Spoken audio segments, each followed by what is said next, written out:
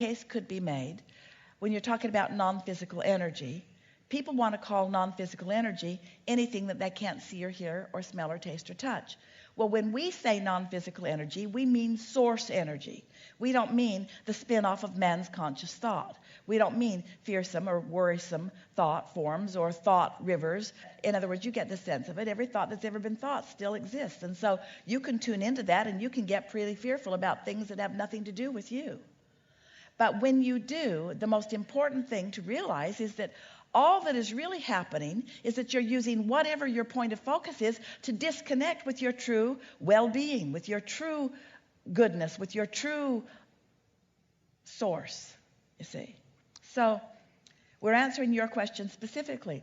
Since you have meditated, since you have quieted your mind, since you've accomplished this releasing of resistance and this connection with source energy, there is nothing in that connection for you ever to fear.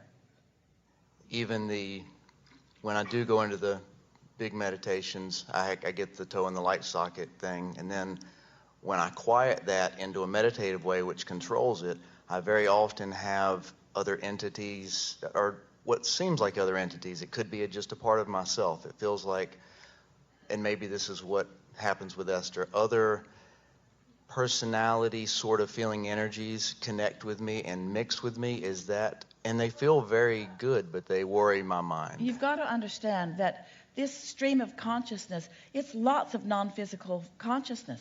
Esther said when Jerry made his transition, she wanted to keep him separate. She didn't want him to become part of the Abraham soup. Just stay separate, Jerry, so that I can tell when I'm talking to you. But of course, he's not going to remain separate. He's going to become part of the collective consciousness. And sometimes when Esther will ask a specific question, she can pull the consciousness that is specifically Jerry forward. But there's really no advantage to doing that, you see. And so we think you're just overthinking it. We think that you're just thinking too much about this. Non-physical feels mysterious to a lot of you, but it should not be, because you are all extensions of it. And really the thing that you most want to be aware of is whether you are in concert with your source energy or whether you're pinching yourself off from it a little bit. That's all. And nothing uncomfortable or nothing harmful, nothing dangerous could ever come about by you being connected fully with who you are. All you could do under those conditions is just love more.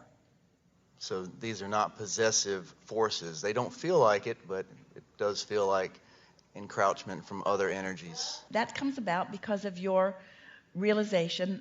It feels to you, as you've been focused in your human personality, that as you're thinking your thoughts, that's the way you want it to be. And if anyone else is thinking and you're receiving, then there's something that feels a little uncomfortable to you about that. But we want you to know that you have not been singular in the thinking of your thoughts ever. You've always been an extension of source energy, you see. So when you come into full consciousness, full resonance, full blending with that broader part of you, you're just wiser and broader and deeper. You're not being possessed by love and possessed by infinite intelligence. You're just finally allowing who you really are to flow fully into this personality. Those of you who know Esther on a day-to-day basis and know Abraham see a distinct difference in Esther and Abraham, mostly about intensity. Esther's fun and she wants to have a good time, and she is occasionally in a negative place while Abraham never is. But it's the intensity mostly, it's the wholeness mostly that makes the difference. So what we're saying to all of you is that you all have the potential to be more than you're allowing to flow through in any moment in time. And we can understand some of your trepidation about it. In other words, don't worry about it. We're not asking any of you to stand on a stage and do what Esther is doing, ever, unless it is something that you want to do. Esther said to Jerry, you better not tell anybody about any of this, because she just thought it was so weird. She didn't want anybody to know what sort of a weird thing that she was experiencing. And it wasn't until she began to feel the fullness and the wonderfulness of it and the sureness of it. And it really wasn't until in the middle of an intense conversation where Jerry was plying us with questions and Abraham was blowing and flowing through Esther, full speed ahead, and the telephone rang. And when the phone rang, we just left Esther to answer the telephone. that she really understood that there was no possession going on. Okay.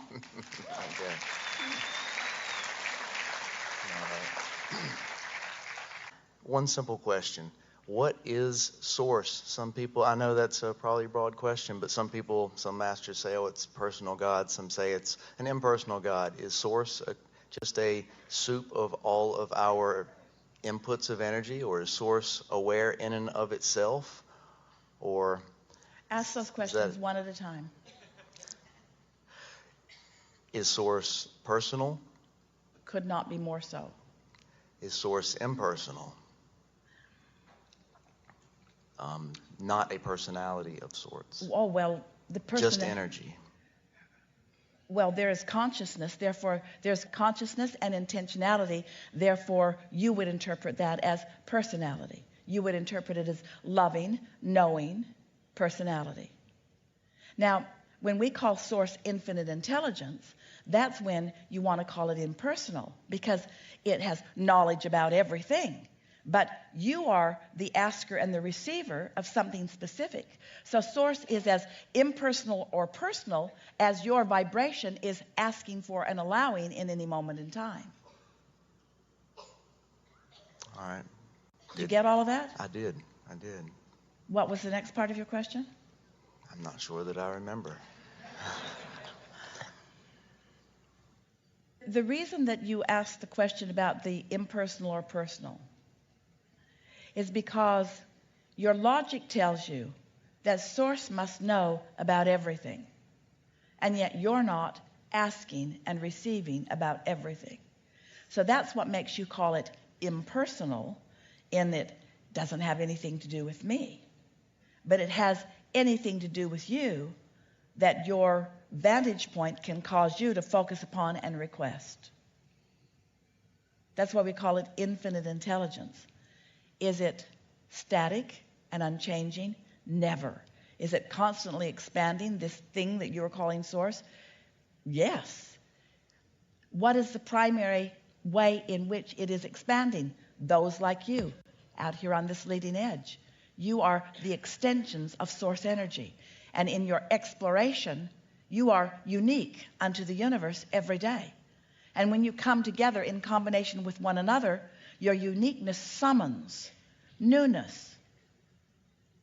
This is what we've been describing all along. You toss those, or you offer those, or you rocket those, or you emit those vibrational requests, and they are received vibrationally by what you are wanting to call God, what we are in this conversation calling source. And as that expanded desire happens, source becomes it instantaneously, with all of the infiniteness that it is, with all of its knowledge, of all of its beingness. And then, in time, if you want, and if you focus, you can bring that intelligence into a reality that is tangible. So how do I... And so source, at its best, is all of you. So it's possible to, in my case, my words, my feeling, to accumulate the power to connect with that instead of feel somewhat disconnected from it. It's not about accumulating the power. The power is already there. It's about not doing the thing that keeps it from coming. It's not about making your cork float. It's about not holding it under the water. The power has always been yours. Okay. So has source always existed even before we got to this human standpoint? And that'll be my last question. That's a pretty big one. The reason this answer is always unsatisfying is because more than any